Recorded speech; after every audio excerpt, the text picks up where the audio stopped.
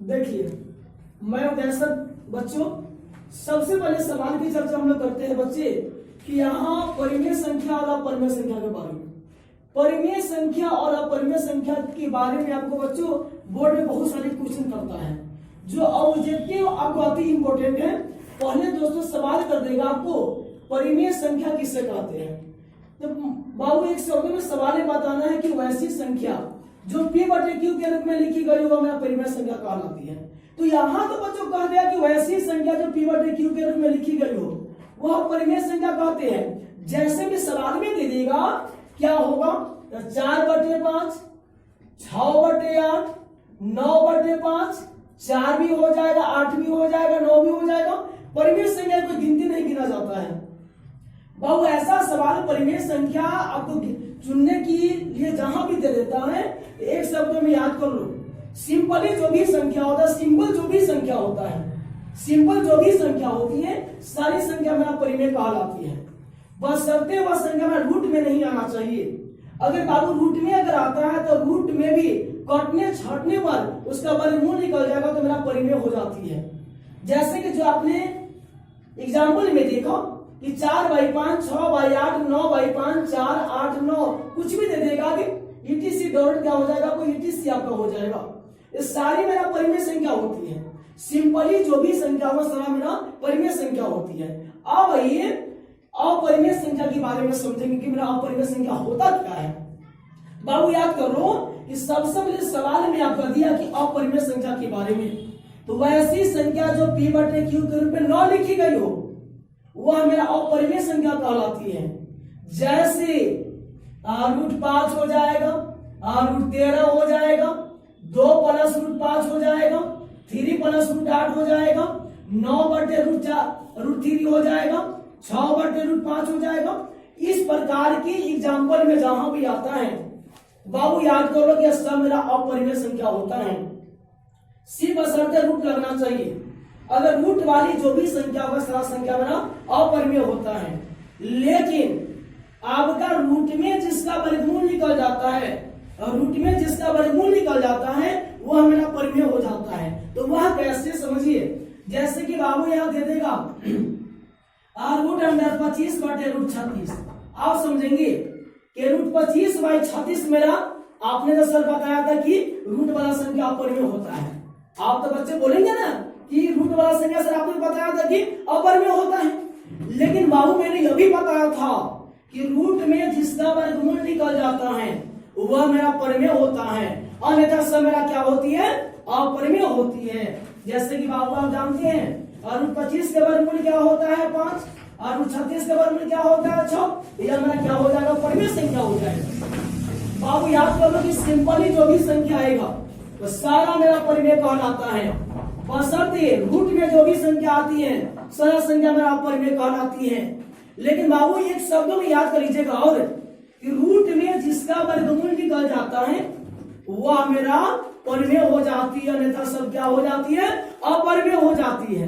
लेकिन यहां भी सवाल और क्वेश्चन करके दे देगा क्या कि रूट अंडर 50/128, तो √50/128।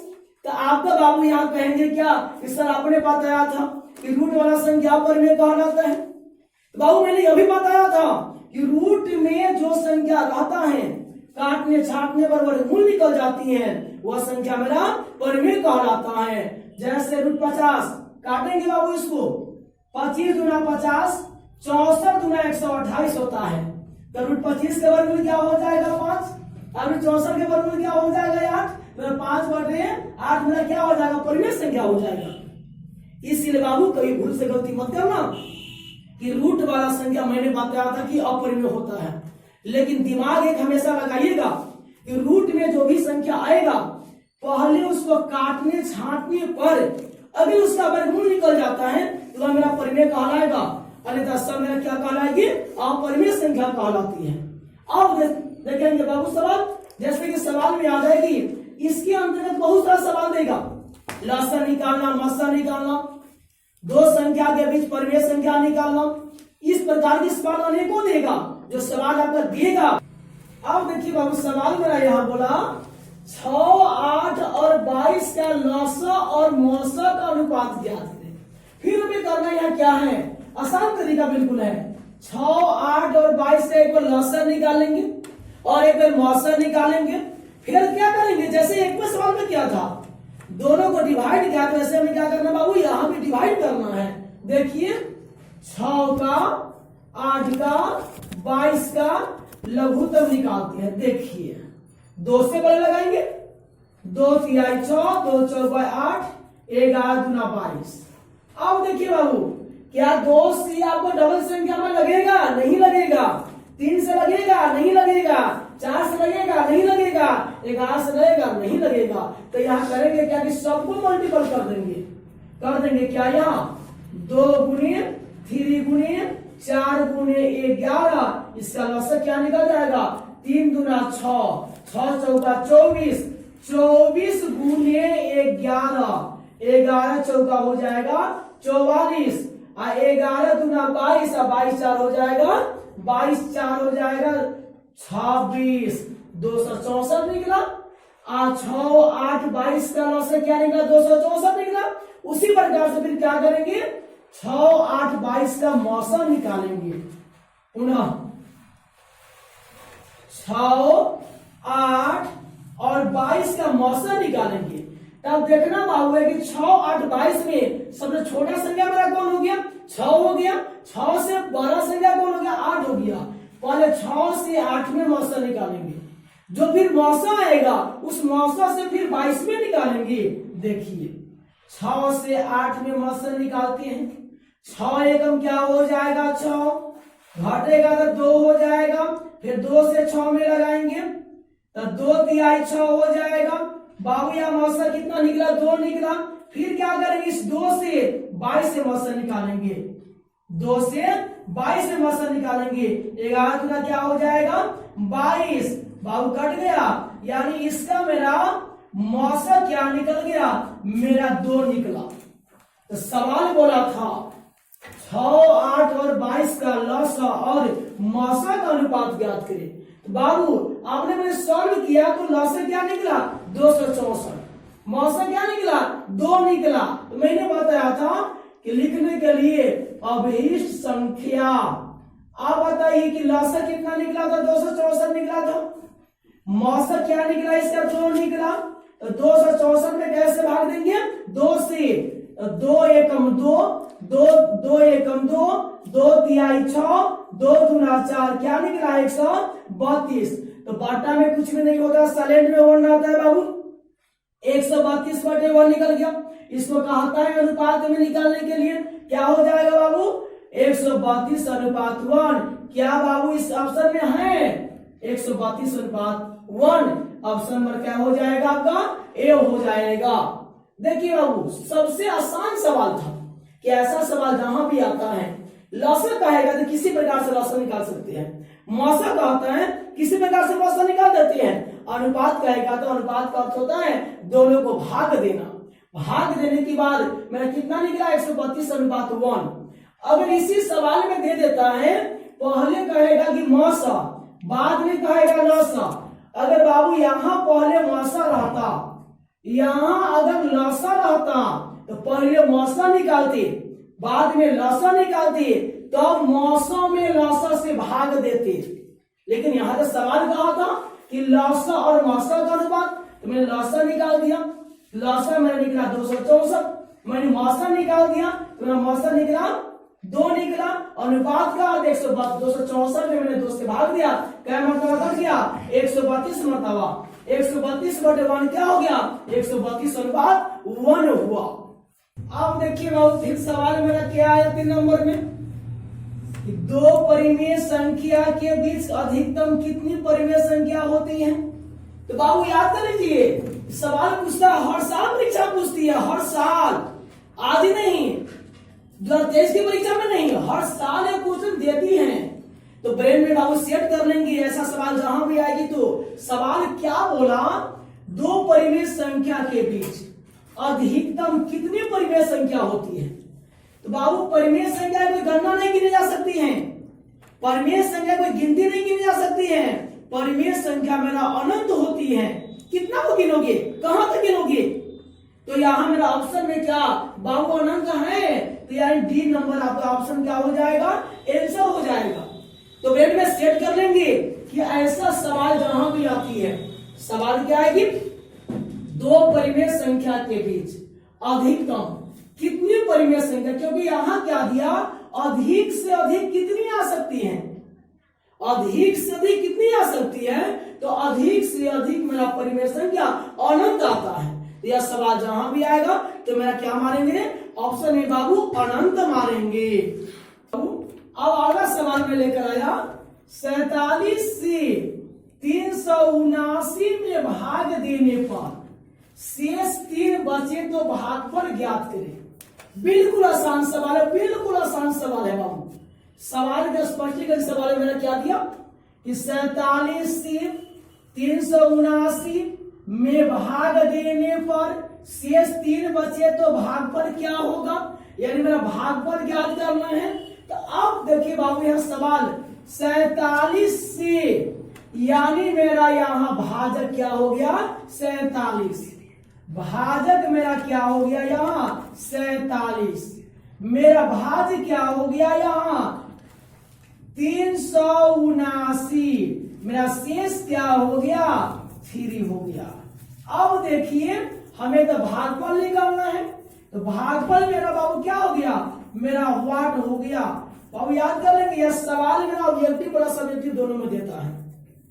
हो सकता है कि संभवतः आप लोग ऑब्जेक्टिव में डाल देगा, हो सकता है कि संभवतः को सब्जेक्टिव में भी डाल सकता है। 2 नंबरी प्रश्न आपका है और प्लस में ऑब्जेक्टिव प्रश्न भी है, समझेंगे गौर से बाबू। भाजक 47 भाग 379 शेष 3 मेरा भागफल निकालना है। चारों टर्म में से कोई भी आपको व्हाट दे देगा, या भाजक व्हाट दे, या भाज्य व्हाट दे, या शेषफल व्हाट दे, या भागफल व्हाट दे, कुछ भी देगा तो बाबू विशेष फॉर्मूला याद करने की कोई जरूरत नहीं है। एक फॉर्मूला सिंपल याद कीजिए, क्या याद करना है, भाज्य बराबर फॉर्मूला होता है भाज्य गुणे भागफल प्लस शेषफल, यानी मेरा शेष। तो मेरे भाई यहां भाज्य क्या दिया 379 बराबर भाजक मैंने यहां क्या दिया 47 गुणे भागफल बाबू मैंने क्या दिया व्हाट दे दिया, कुछ भी मान सकते हैं, एक से मान लेंगे। प्लस बाबू बताइए शेष मैंने क्या दिया आपका, शेष आपका हो गया 3। आप देखेंगे समझेंगे 379 बराबर 47 गुणे x क्या हो जाएगा 47x प्लस 3, या इस टर्म को हम लोग सीधा करेंगे 47x प्लस 3 बराबर हो जाएगा 379। 47x बराबर बाबू हो जाएगा 379 प्लस 3 तो हो जाएगा -3। अब समझेंगे यहाँ क्या हो जाएगी, या सवाल में आपका हो जाएगा 47x बराबर, अब देखिए बाबू 379 में से कितना घटेगा, तो 9 में से 3 गया तो आपका हो जाएगा 6, या 7 बचा, या 3 बचा, कितना हो गया 376। x बराबर 376 में कैसे भाग देंगे 47 से। देखिए बिल्कुल आसान है, यानी 376 में 47 से भाग देंगे, क्या बाबू कटेगा, कैसे कटेगा पता है आपको 47, तो 7 बचे 35, 7 छक 42, 7 7 49, 7 8 56, 7 8 47 में 8 से मल्टीपल करेंगे, 8 7 56 हो जाएगा, 8 चौका 32, 32 5 कितना हो जाती है 38, 32 और 5 कितना हो जाती है 32 और 5 हो जाएगी 47, 32 और 5 37 हो जाती है पगला से पकड़ो तो सब है 37, 376 हुआ, ये बाबू 47 से 376 में भाग देंगे, क्या मर्तबा कर जाएगा आपका 8 मर्तबा। तो यहाँ x का मान क्या आ गया 8 आया। देखिए क्या ऑप्शन में आपको x का मान 8 है, या 8 है कि नहीं है, तो ऑप्शन नंबर क्या हो जाएगा आपका बी हो जाएगा। समझेंगे बाबू एक बार, भाजक मेरा 47 दिया था, भाज मेरा 379 दिया था, शेष मेरा 3 दिया था, भागफल मेरा 8 हो गया। भाज बराबर मेरा क्या होता है भाजक गुणे भागफल जोड़ शेषफल, भाज मेरा क्या दिया 379 बराबर भाजक मेरा क्या दिया 47 गुणे भागफल मेरा क्या हो गया वाट मतलब एक्स मान लिए प्लस शेषफल मेरा क्या हो गया 3 379 बराबर 47 गुणे एक्स क्या हो गया 47 एक्स प्लस 3 बाबू मैंने इस टर्म को सीधा कर दिया 47 एक्स प्लस 3 बराबर 379 47 एक्स बराबर क्या हो गया 379 प्लस 3 तो हो गया -3 याद करेंगे बराबर कहीं का प्लस में आता है उस पर जाता है तो माइनस में हो जाता है माइनस में आता है तो प्लस में हो जाता है 47 एक्स बराबर बाबू हो गया 379 में से क्या घट गया 3 घट गया तो 376 हो गया एक्स बराबर 376 में मैंने 47 से भाग दिया क्या मर्तबा कट गया 8 मर्तबा यानी मेरा एक्स का मान 8 निकला तो हम एक से यहाँ किसको माने थे भागफल को माने थे तो मेरा भागफल क्या निकल गया 8 निकल गया तो ऑप्शन नंबर क्या हो गया आपका बी हुआ। देखिए आप सवाल आ गया 5 नंबर में 144 की अभाज्य गुणनखंड में 2 का घातांक क्या होगा। बहुत बिल्कुल आसान सवाल है बिल्कुल आसान सवाल है। सवाल में यहां दिया 144 की अभाज्य गुणनखंड में 2 का घातांक क्या होगा यानी 144 के गुणनखंड निकालेंगे गुणनखंड निकालने के बाद 2 को गिनेंगे 2 जय बार होगा वही मेरा क्या हो जाएगा आंसर हो जाएगा। देखिए 144 का गुणनखंड निकालेंगे बिल्कुल आसान है 2 से 2 सत्य 14 2 गुना 4 2 से 36 गुना 72 2 से 18 गुना 36 2 से 9 गुना 18 3 से 3 तिहाई 9 3 से 3 एकम 3। आप देखिए बाबू पहले बाबू 2 से लगाया फिर 2 से लगाया फिर 2 से लगाया फिर 2 से लगाया 3 से लगाया 3 से लगाया तो सवाल में बोला 144 की अभाज्य गुणनखंड में कितना का घातांक 2 का घातांक तो सिर्फ हमें जो जिसका कहेगा घातांक देखने के लिए उसी का घातांक देखना है तो यहाँ तक घातांक 2 का घात देखने के लिए 2 या 1 2 3 4 2 मेरा कितना बार आया 4 बार आया तो मेरा घातांक क्या हो जाएगा इसका 4 हो जाएगा ऑप्शन नंबर क्या हो जाएगा 4 ऑप्शन नंबर क्या हो जाएगा सी हो जाएगा ऑप्शन नंबर सी में क्या है 4 आपका है जी।